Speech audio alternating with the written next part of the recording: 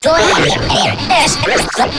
je Bestov VIP intervju. Dobar dan. Dan z nami v studiu mali Jaran iz Makedonije. Pevec, ki je na glasbeni sceni prisoten že več kot 10 let. Njegovi začetki so bili že pri 10 letih, se pravi. Ne? Svaka čast, Menil Veljoski, dobrodošel. Dobar dan, bolje vas našao. Drago mi je da se danas družimo u ovako divnom ambijentu kod vas u studiju.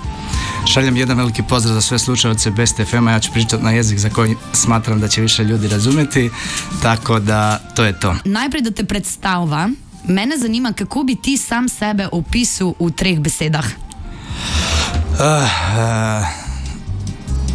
Emocionalen,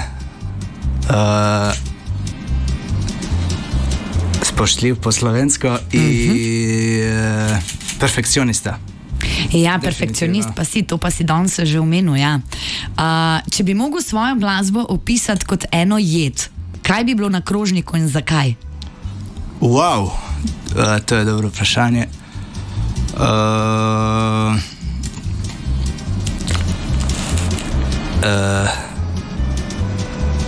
Definitivno ne bi bilo svega i svačega natrpano.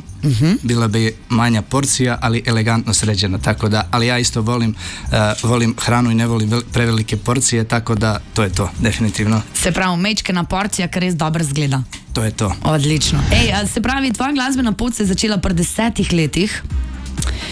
Kdaj oziroma kako si toliko mlad začutil, da bi rad pel? Ker takrat načeloma otroci razmišljamo o igrah, o zabavi, o druženju, tako. Ti pa si šel pet. Kad kažemo muzički put, znači ja sam to malo kasnije krenuo, ali talenat se osjetio već kod 6-7 godina i tu je moja porodica vidjela da sam ja u stvari muzikalan i da sam pevušio u svašta nešto dok se po kući slušalo i tako dalje. Onda sa svojih 10 godina bio sam pozvan u neku regionalnu emisiju i kao predstavio se kao talenat i nakon toga sam se prijavio još na nekom takmičenju i poslije toga sam krenuo u solo karijeru, počeo snimati svoje pesme, imam svog menadžerskog tima, nastupam i tako dalje. Se pravi, že od majhnega si bil bolj muzikalen človek. Definitivno, da. Muzika je moj život. Ja i kad bi prestao, ne znam, da se bavim s ovim, mene zadovoljava i to kad ja po kući sednem, uzmem klavir i sviram za sebi, to mi je zaista dovoljno. Fantastično. In tvoji najbližji sigurno uživajo v tem, ne? Definitivno. Da imajo privatni koncert. S takim glasom lahko priješ privatni koncert tudi na Besta kdaj narediti, ne? Povej mi, kater je bil tvoj najboljši moment v karijeri do zdaj? Definitivno moram da izdvojim moment, ja mislim da je to bilo prošle godine, u Skoplju, Arena Boris Trajkovski, koncert Te Tajrovicu, sam bio pozvan kao gosta, arena je bila puna, 15.000 ljudi i to mi je zaista bilo, ispunjava me to što je bio i moj narod, moji Makedonci, tako da to je bilo zaista fantastično. Povej mi, katera je bila tvoja največja napaka na odru? A se ti je kdaj zgodilo, ne vem, da si pozabil besedilo, da si padel, ne vem, ti je kakšna oboževalka, kaj je metala v glavo, ne vem, neki? Definitivno dešavalo se svašta tih neprijatnih situacija kad dođe, ne znam, posle iza 1-2 po noći ljudi popiju i svašta mogu i da kaže i da smaraju i da, ne znam, nisi mi otpevao pesmu, ja sam ovo, ja sam ono, međutim u tom svemu meni naruče ljudi, ne znam, 20 pesama pa ne mogu sve da ispoštujem i onda znaju da se na nerviraju, šta bi još mogao da izdvojim. Da, zaboravim, nekad mi se znalo dešavati da zaboravim tekst, pa okrenemo još jednom foršpil pesme, pa krenemo opet iz početka i tako da, moram da izdvojim, jednom mi se desilo u Salzburgu, pao mi je mikrofon iz ruke i onda sam se ja odmah izvadio, pokupio i to mogu da to pamtim, definitivno. Povej mi, kako izgleda tvoj dan ko nisi na odru? Vrlo jednostavno, za nekog možda pomalo i dosadno, ja sam čovjek koji ne volim previše obaveze, volim da spavam duže, zato navečer ostanem kasnije, da li je to zbog posla ili ne znam šta, ali tako sam valjda navikao.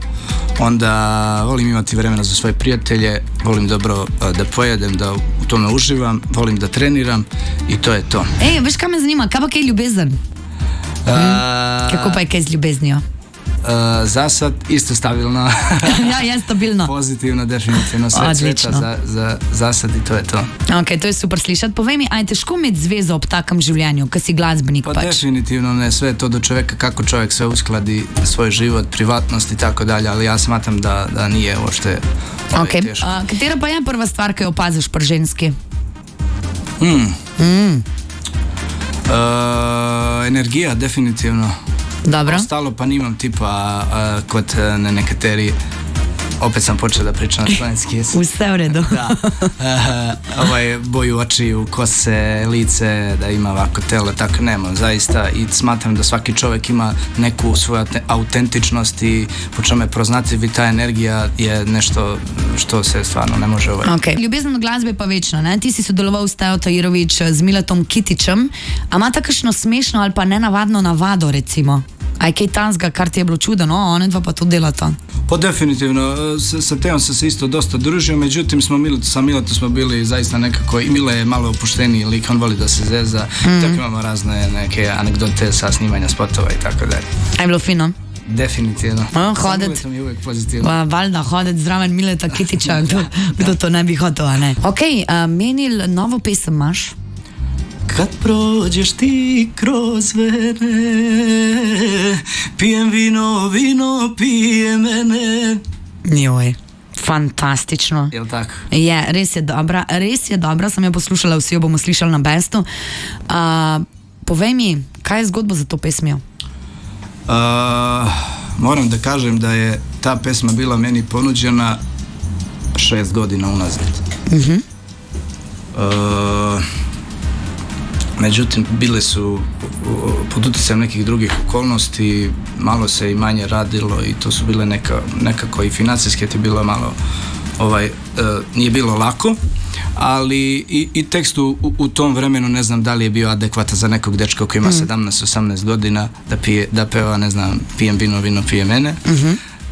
I onda smo to ostavili malo sa strane, međutim ja sam nakon nekog vremena ipak se odlučio da ja to snimim, pa su mi rekli da je ta pesma bila nedostupna i sad, ne znam, nakon 6-7 godina ja sam kontaktirao čoveka koji je bio prisutan, koji je pisao tekst i da bi tražio neku drugu pesmu kod njega i onda mi je ponudio da je ta pesma još da stoji, da je sad opet dostupna.